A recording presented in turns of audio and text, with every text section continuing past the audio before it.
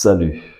Algorithme de Disca. Un réseau aéroportuaire dessert 6 pays et est modélisé par le graphe pondéré ci-après, où chaque sommet représente l'initiale d'un pays, une arête, une voie et les nombres, la durée de vol en heure. Ça veut dire quoi? Ça veut dire que cette-ci représente la durée de vol du pays A au pays B et vice-versa. Par exemple, 5-ci représente la durée de vol du pays D au pays C et vice-versa. Alors, on demande ici là de déterminer le trajet de durée minimale d'un vol partant du pays A pour une livraison dans le pays F. Alors ici, là, il s'agit justement de trouver le plus court chemin dans ce graphe reliant le sommet A au sommet F. Et lorsque dans un graphe, on demande de trouver le plus court chemin, on va utiliser quoi? L'algorithme de Dijkstra. Alors, comment illustrer cet algorithme-là? On illustre généralement cet algorithme à l'aide d'un tableau. Dans ce tableau-ci, nous avons les étapes. Nombre d'étapes égale à nombre de sommets. Ici, on a 6 sommets, donc on a 6 étapes. On commence toujours par le sommet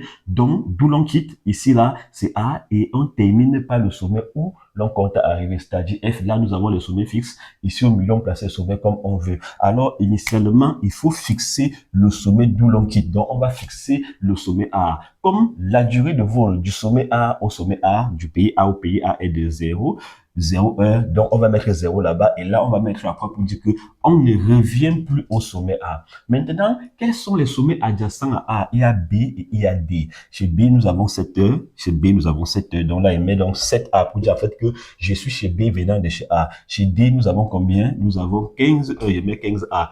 Il n'y avait que les deux là, donc le reste met l'infini pour dire en fait que je ne me suis pas encore prononcé les consonants. Alors par la suite, donc, quel est le plus, on va se poser la question, quel est donc le plus petit nombre ici là, hormis A, parce qu'on a fixé A. Nous remarquons que c'est combien? C'est 7. Donc ça veut dire que le prochain sommet à fixer, c'est quoi? C'est B. Je mets donc B ici là, je mets la croix pour dire que je ne reviens plus au sommet B. Alors, quels sont les sommets adjacents à B? Nous en avons 3, C, F et E. Les nombres. Alors lorsqu'on fixe un sommet, on retient le nombre que porte ce sommet là. Alors ici là, nous avons 7, donc on retient quoi? On retient 7 ici là, dans le tableau. Alors ici là, les 12 C, on va faire plus 7 pour donc avoir donc le C. Donc nous sommes chez C là, 12 plus 7, ça fait donc combien? Ça fait donc 19. 19 veut dire que je viens de chez B. Alors par la suite, donc, sommet adjacent toujours à B, il y a F avec 16. 16 plus 7, ça fait 23. Donc là, je mets 23B. Alors par la suite, il y a E. Il y a 8 là, donc ça fait 7 plus 8, ça fait 15. Dessus, c'est quoi chez eux? Ça fait donc 15B. Ici, j'abaisse 15A. Je me pose la même question. Alors, parmi ces nombres-ci, quel est le plus petit nombre? Il y en a deux. Maintenant, je peux choisir ce que je veux. Je peux choisir, par exemple, D. Donc, j'ai choisi de fixer D. Alors, celui qui choisit le même résultat, hein. Donc, ici, là, je mets D. Alors, maintenant, donc, D. Quels sont les sommets adjacents à D? Il y en a deux. Il y a C et il y a E.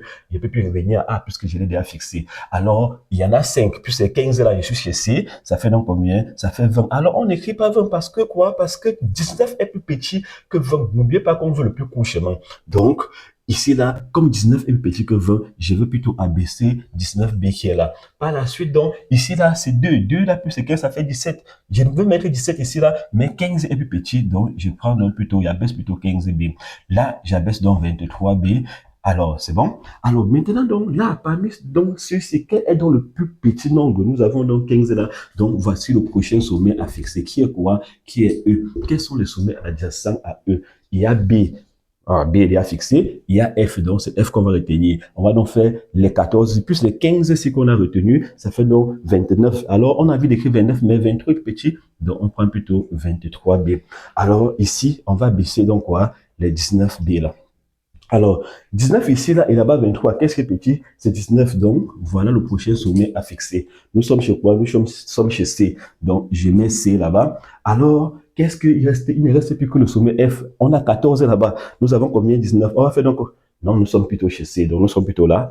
Alors, ici, c'est plutôt 3. Donc, on va faire donc 3 plus 19 qui va donner combien? Qui va donner 22. 22 quoi C? Donc, on abaisse donc les 22. C'est ici. On met donc F là-bas. Alors, on va donc chercher le trajet.